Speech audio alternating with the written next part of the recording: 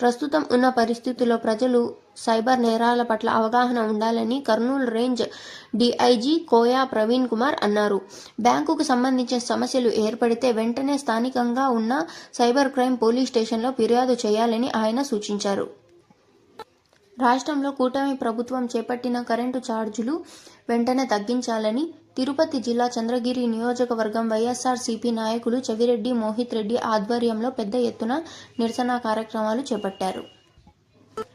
Current ఛార్జీలు పెంచబోనని హామీలిచ్చిన చంద్రబాబు 6 నెలలు తిరగకుండానే జనంపై ఛార్జీల పిడుగు.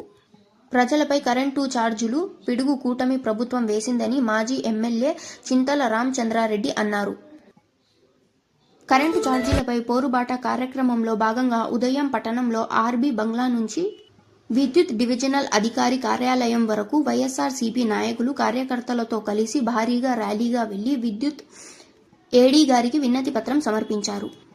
ఆకేపాట్ అమర్నాథ్ రెడ్డి అన్నమయ్య జిల్లా వీరబల్లి మండలం పరిధిలోకి కాకుండా రాయచోటి తదితర దూర ప్రాంతాలకు ప్రతిరోజు వందల సంఖ్యలో ట్రాక్టర్లు ఇసుకను రవాణా చేస్తూ సొమ్ము చేసుకుంటున్నారంటూ రైతులు ఆరోపిస్తున్నారు.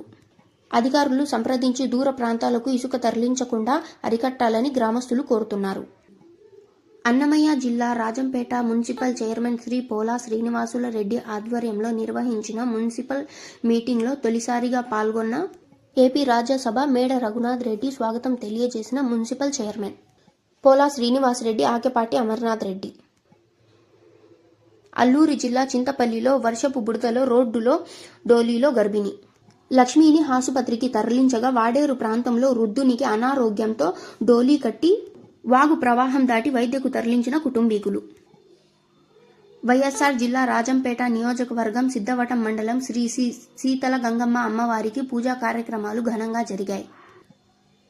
అన్నమయ్య జిల్లా గాలివీడు మండలం స్థానిక ఎంపీడీఓ కార్యాలయంలో ఉధృత వాతావరణం నెలకొనింది.